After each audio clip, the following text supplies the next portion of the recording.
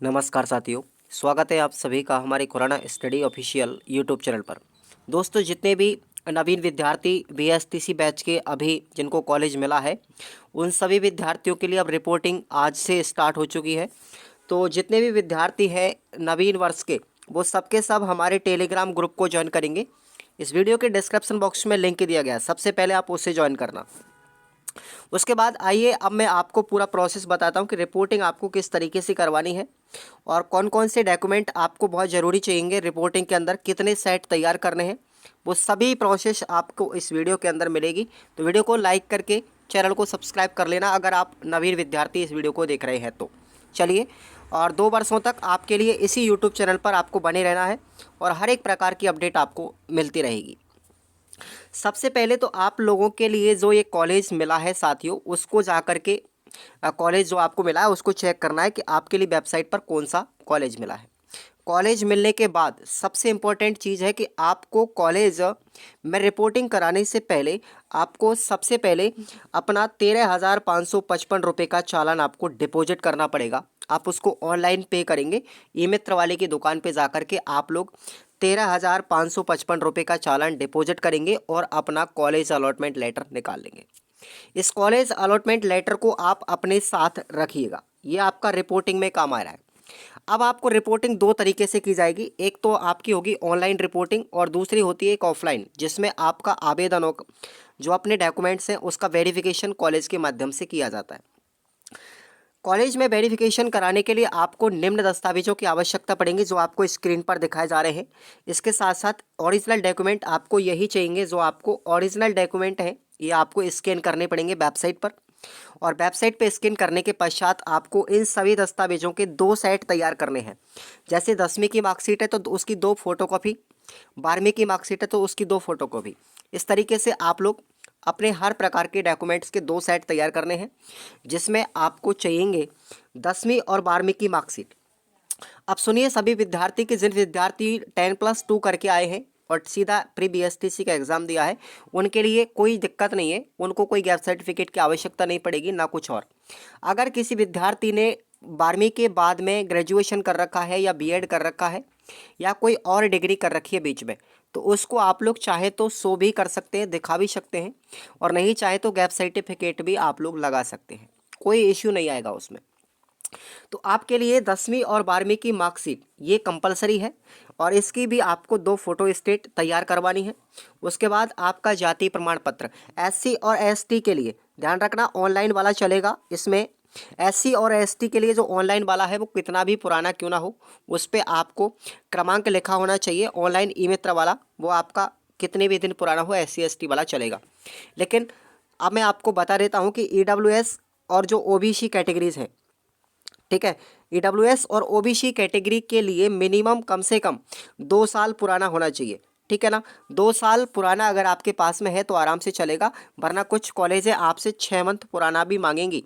तो याद रखें आप लोग इसको नवीनतम बनवा लीजिए, ईडब्ल्यूएस ओबीसी और एमबीसी वाली कैटेगरी वाले।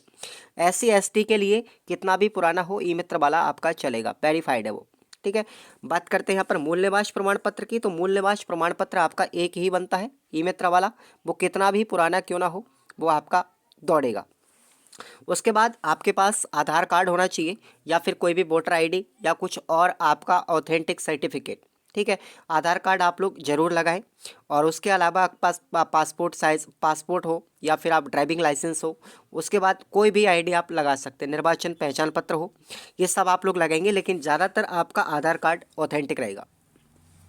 आधार कार्ड की आपको फोटो स्टेट तैयार करवानी है।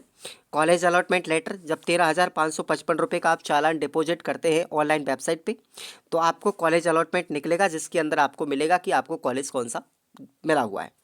उसके साथ ही आपको 3,000 रुपये का चालान, ये जो आप लोगों ने काउंसलिंग करवाई थी, काउंसलिंग के दौरान जो 3,000 रुपये का चालान है वो भी आपके पास होना चाहिए, उसकी फ़ोटो स्टेट आप लोग करवा लें।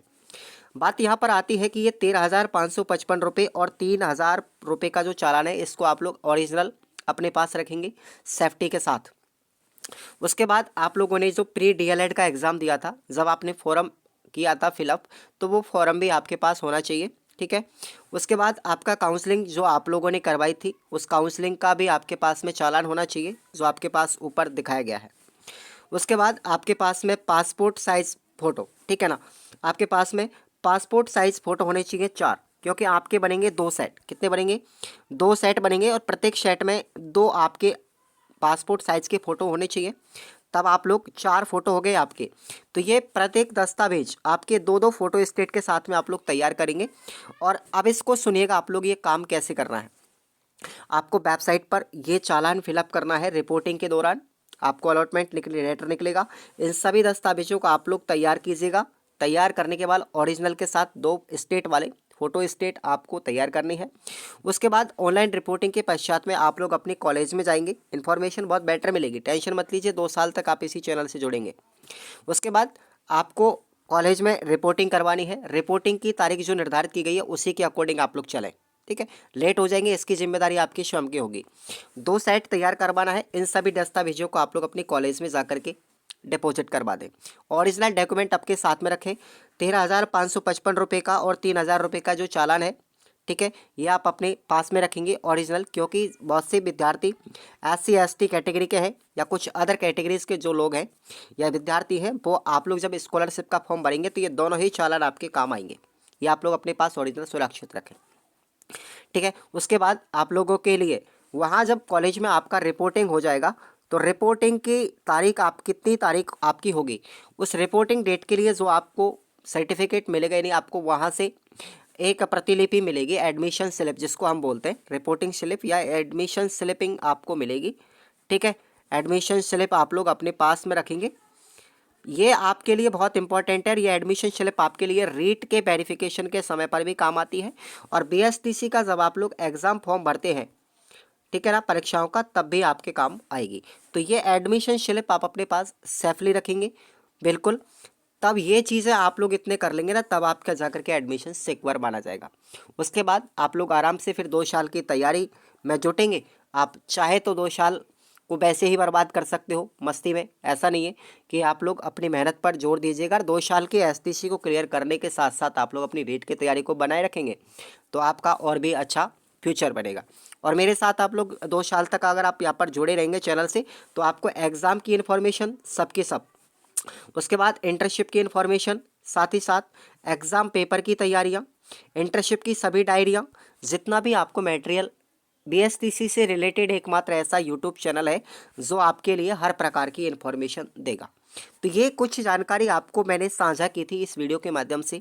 आप सभी के सभी विद्यार्थी इस यूट्यूब चैनल को सब्सक्राइब करके रखेंगे और आने वाले भविष्य में 2 वर्षों तक आपको किस तरीके से यहाँ पे जानकारियाँ मिलती रहेंगी समय समय पर, वो आप लोग अपडेट लेते रहेंगे। तो चलिए साथियों, नमस्कार। आप लोगों ने अपना अमूल्य समय देकर के इस वीडियो को देखा और मिलते हैं नेक्स्ट अपडेट के साथ में। और बहुत सारी प्रकार की जो आपके डाउट्स हैं उन सभी डाउट्सों को हम क्लियर करेंगे और आप लोग हमारे टेलीग्राम चैनल से ज्वाइन कर लेंगे। वहाँ पे मैं आपको हर प्रकार के अपडेट का नोटिफिकेशन आपको मिलता रहेगा। और मिलते हैं नेक्स्ट अपडेट में, तब तक के लिए जय हिंद, वंदे मातरम, खमा गढ़ी।